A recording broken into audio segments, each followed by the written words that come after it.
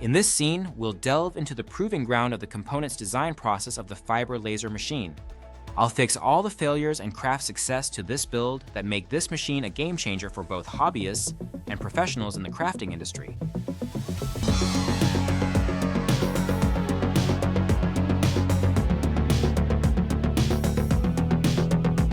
Second section will be how to power the contactors. I want the contactors to be hold, so when you press the button it holds instead of the button holding.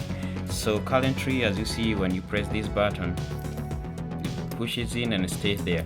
So I've already wired it to help the holding function using the relay, but the relay is fluctuating and you can hear it switching on and off very quickly. So that means the energy is not the sine wave is not constant, so it's affecting it. So what am I going to do? I'm going to eliminate the relay as the holding function and directly use the holding function of on the contactor. As you see right now, it's not built for hold function, so I'm going to use the normally open contactor to be able to do that.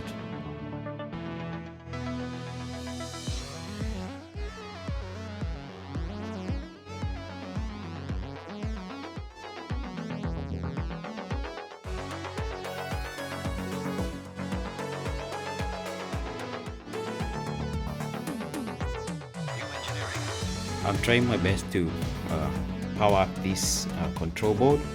It needs 15 positive volt, 0 volt and negative 15. The power supply I have here, it's equipped to provide exactly that, but I need to have the correct power links routing for it to work. So as you see here, it's a V2 common V1.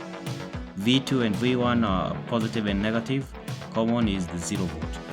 So I went ahead and took the red, brown, white cable, and that's where they are coming to connect. So the middle one, the green one, is 0 volt.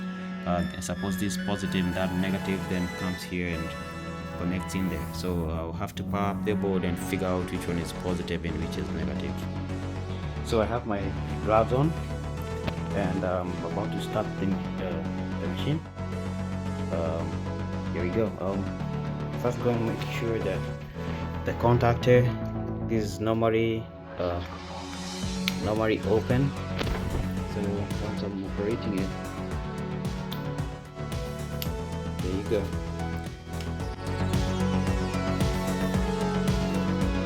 So the HMI started up. You can hear the fan spooling up and everything is live. That light is showing up this power of the system. That one is off. So I want to make sure I know where that contactor, that's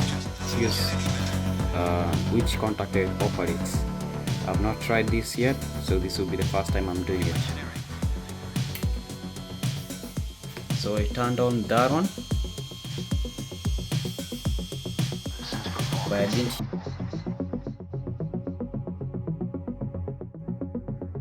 So here's the moment of truth. I have my my setup ready. I'm going to hook it up to power, then test it out. So it's hooked up to the power. I got my gloves with me. So I'm going to go ahead and operate the main contactor.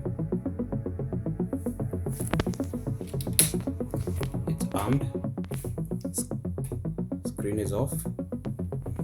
So this is my install button. So I'm going to release it.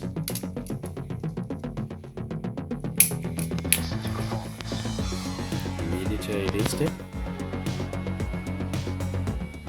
It came alive.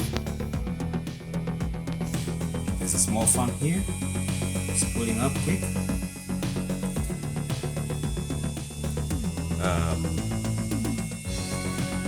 I want to see what happens if I press this button.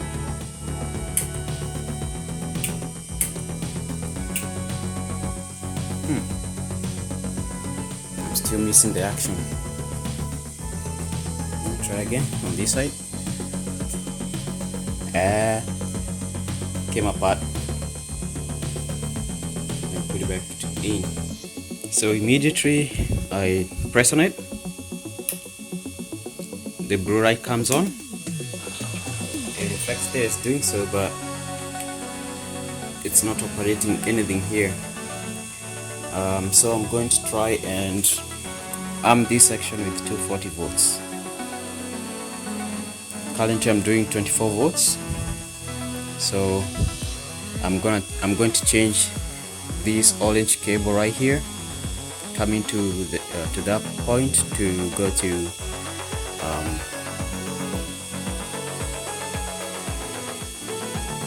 220 volts.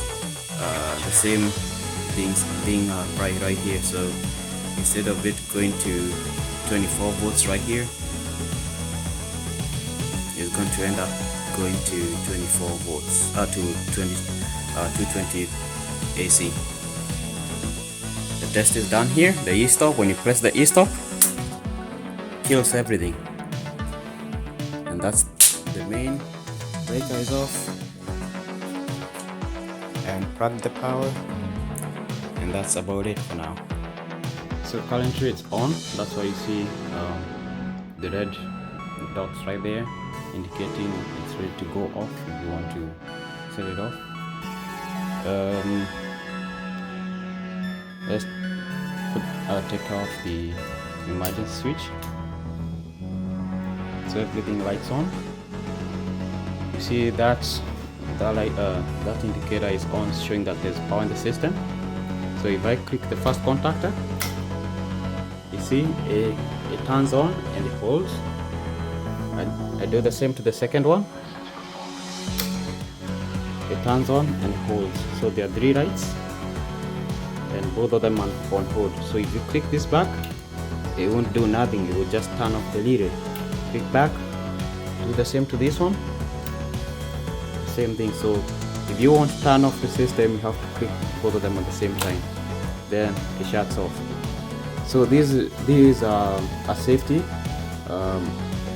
feature to make sure that you don't leave your laser system on at the same time the chiller is off. So if you leave your chiller off whereas the laser is on, it's going to get damaged. So that's why that safety feature is there, right there. So to turn it on, you turn I would suggest, if you want to turn it on, start with the blue button.